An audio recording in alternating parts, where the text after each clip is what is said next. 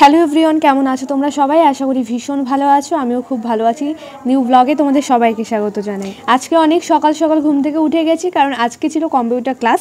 আগের সপ্তাহে যেতে পারিনি কারণ আমার এক্সাম চলছিল, তো এই সপ্তাহে কোনোভাবে মিস করা যাবে না। বেসিক্যালি সবাই কিন্তু যখন মাধ্যমিক পরীক্ষা দেওয়ার পর 11-এ ওঠে, ঠিক তখনই কিন্তু কম্পিউটার ক্লাসে ভর্তি হয়ে যায়। বাট আমি তখন ভর্তি হইনি এটা ভেবে যে তখন যদি শিখে রাখি বাড়িতে, তো কম্পিউটার নেই তাহলে হয়তো ভুলে যাব। বাট এখন প্রয়োজন পড়ছে, কারণ চাকরির ক্ষেত্রে আমার কম্পিউটারটা লাগবে। তারপরে এই ভিডিও এডিট করছি, একটা ল্যাপটপ বা একটা কম্পিউটার চালানো আমার দরকার, বা কম্পিউটার শেখা থাকলে আমি অনেক অনলাইনে কাজও করতে পারবো।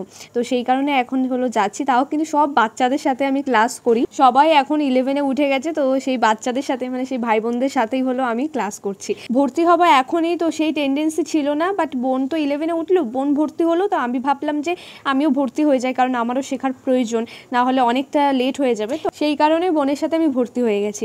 আর এখন তো সরকারি চাকরি খুবই কম, বলতে গেলে হয় না, একদমই বলবো না হয়, বাট যদি কোম্পানি কোনো চাকরি করতে গেলে তো কম্পিউটার জানা থাকলে খুবই ইজি হয়ে যায়। সরকারি চাকরি করার ইচ্ছা আমার কখনোই নেই, আমি জানি না কেন, একবার আমার মনে হয় না। বাট এমনি নর্মাল চাকরি, ধরো ওই কোম্পানি একটা কাজ করছি, এই ইউটিউব করছি বা ভিডিও করছি, বা নিজের কোনো একটা বিজনেস চালাবো, এটা আমার খুবই ইচ্ছা আছে। জানি না কতদূর কী করতে পারবো।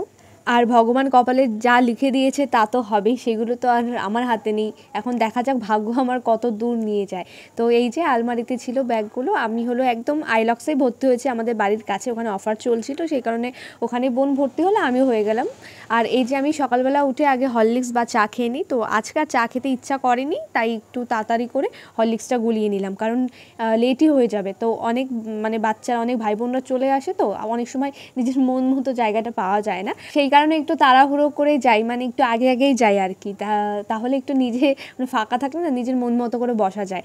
আর একটা জায়গা আছে যেটা আমার খুব ভালো লাগে, তো কম্পিউটারের সামনেই কাচের আয়না, তো রাস্তায় মাঠ পুরো দেখা যায়, তো আমি বেসিক্যালি ওখানেই বসি। বাট আগে আগে না গেলে ওখানে বসা যায় না, কারণ সবাই চলে আসলে অনেকেই ওখানে বসতে চায়। তা আমি বোনকে বলি যে আমি আগেই যাব, আমি ওখানে যেই বসবো। আর এই যে গরমকাল পড়ে গেছে, কি একটা বাজে অবস্থা বলো তো, মানে পুরো হাই স্পিডে ফ্যান চালিয়ে থাকতে হচ্ছে। হুট করে এই যে এত গরম পড়েছে, এত শরীর খারাপ হচ্ছে লোকজনের, ভাবতে পারবে না। আমারই রীতিমতো রাত্রেবেলা ঠান্ডা লাগছে, দিনের বেলা গরম, মানে একটা বাজে অস্বস্তিকর পরিবেশে মনে হচ্ছে বাস করছি। এখনই এত গরম পড়েছে, আর কদিন পরে যে কি হবে আমি জানি না।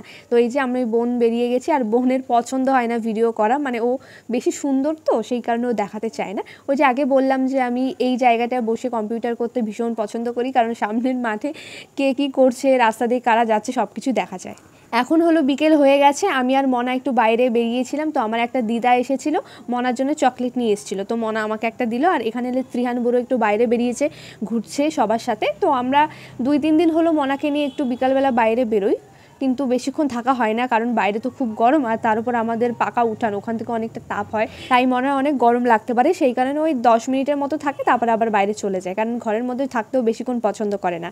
তো এই যে আমি আর মনা এখন বাইরে খেলছিলাম, আর ওই যে এখন সবাই ঘরে চলে যাচ্ছে। এখানে আমি মনাকে বলছিলাম যে যেই চকলেটটা দিয়েছিস ওইটা আমাকে দে, আর আমার হাতে যেই চকলেটটা আছে সেটা তুই নে, মানে এমনি মজা করে বলছিলাম যে ওই চকলেটে বেশি পরিমাণে চকলেট আছে। তো যাই হোক, তোমাদের একটা জিনিস দেখাই, দেখো বাইরের আকাশটা আজকে ভীষণ ভালো ছিল, বাট খুব গরম ছিল, কারণ পুরো ওয়েদারটা আজকে সারা দিন মানে মেঘলা ছিল, যার কারণে একটা ভাবসা গরম ছিল, যেটা খুব বাজে। আমি হলে এমনি মোটা হয়ে যাচ্ছি, তো তারপর সবাই আমার জন্য চকলেট নিয়ে আসছে, মানে তৌসিনীর জন্য নিয়ে এসছে, আমাকে একটা দিয়েছে। কী আর বলবো বলো, খেতেও ইচ্ছা করে, আবার ভাবি যে মোটা হয়ে যাব, আবার মনে হয় আর একটু খেয়ে নি না, কী আর হবে, বেশি মোটা হব না, জানি না কী হবে। ওই যে বললাম, মানে দুঃখ আমার পেছন ছাড়ছে না। এই দেখো একটা বিষ ফোড়া হয়েছে, কি ব্যথা ভাবতে পারবে না, মানে এইটুকু পুরো ব্যথা হয়ে রয়েছে আমার, এতটা বাজে লাগছে। তো ঘরে আসার পর মনা খুব কান্নাকাটি করছিল, ওকে নিয়ে একটু ঘুম পাড়িয়ে দিলাম। আর এই যে হলো আমি চলে এসেছি চা বানাতে অনেক দিন পর। লাস্ট কবে যে চা বানিয়েছিলাম আমি ভুলে গেছি। আমি যখনই চা বানাই না কেন তোমাদের সাথে তো শেয়ার করি, কারণ আমার ভিডিও করা হয়। তো ওইদিকে মনা এসে আমাকে বলছিল যে সত্যি মানে তুমি কিন্তু আমাকে চাটা দেবে, আমিও চা খাবো। তো আমি বললাম যে ঠিক আছে। আর আমাদের বাড়িতে হলো চিনি ছাড়া চা বানানো হয় দুজনের জন্য, একটা হলো বড়দি আর হলো বাপ্পির জন্য। সেই কারণে আগে চা বানিয়ে তারপরে পরিমাণ মতো আমি চিনি প্রত্যেকের কাপে দিয়ে দিই, তাহলে সুবিধা হয়, যে যার মতো চিনি খায় সে নিয়ে নিতে পারবে, কেউ বেশি কেউ কম। তো সেই কারণে হলো আগে আমি সবার কাছে জিজ্ঞাসা করিনি, তারপর নিয়ে যাওয়ার পর সবাইকে আমি চিনি দিই। আর আমার হাতে চা খেতেও সবাই ভালোবাসে। আমি দুধ চা খুব একটা ভালো বানাতে পারি না, বাট লাল চা আমি খুব ভালো বানাই, আমি নিজেই প্রশংসা করছি। হ্যাঁ, আমি সত্যি লাল চাটা খুব ভালো বানাই, সবাই আমার হাতের চাটা খেতে পছন্দ করে। আর দিদা এসেছিল, কাকিমা হলো বাইরে একটু কাজ করছিল, সেই কারণে আমি ভাবলাম যে চাটা বানাই, অনেক দিন তো আমি নিজেই চাটা বানাই না, আজকে চা বানিয়ে সবাইকে একটু খাওয়াই, কারণ আমার খুব ইচ্ছা করছিল। এই যে চার পরিমাণ কিন্তু কম হয়ে গেছিলো, এখানে অনেকটা জল শুকিয়ে গেছিলো, বাপ্পিকে চা দিতে পারিনি, বাপ্পিকে আবার পরে চাটা বানিয়ে দিতে হলো। এই যে আমি বুঝতে পারছিলাম না আর কি যে কী করব, যে মানে সাদা কাপটা নিয়ে এসেছিলাম, ওখানে মানে অল্প একটু চা ছিল, সেটাই ঢেলেছি, তো ওই চাটা কেউ খেতে পারবে না, মানে 2 চুমুক দিলেই চাটা শেষ হয়ে যাবে, মানে এত অল্প পরিমাণে। তো ওই যে আগেই বললাম যে এখন চিনি দিয়ে দেবো, বাট জানো তো আমি পরিমাণটা বুঝি না, মানে সেরকম খুব একটা মিষ্টি হয়নি। আর পরে চিনি দিলে না সেই চাটা খেতে খুব একটা ভালোও লাগে না, কারণ চিনি দেওয়ার পর যদি একটু জাল হয় জলটা, তাহলে খুব সুন্দর লাগে খেতে। বাট কী করা যাবে, মানে 2 রকমভাবে তো আর চা বানানো যায় না, একভাবে চা বানিয়ে আমি শর্টকাট করে আমার নিয়মে আমি সবাইকে দিয়ে দিয়েছি। খুবই জঘন্য হয়েছিল চিনি দেওয়ার পর, মানে মিষ্টি হয়নি আর কি, আমার ভালো লেগেছে, যারা মিষ্টি খায় তাদের কাছে জঘন্যই লাগবে। তো গাইস, আজকের ভিডিওটা এখানেই শেষ করছি, ভালো থেকো, সুস্থ থেকো, দেখা হচ্ছে আমার নেক্সট ব্লগে।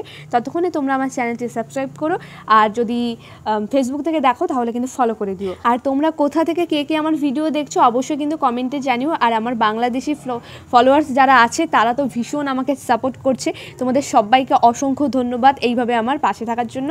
আর আমিও চাই সবসময়ের জন্য এইভাবেই তোমরা পাশে থাকো। টাটা।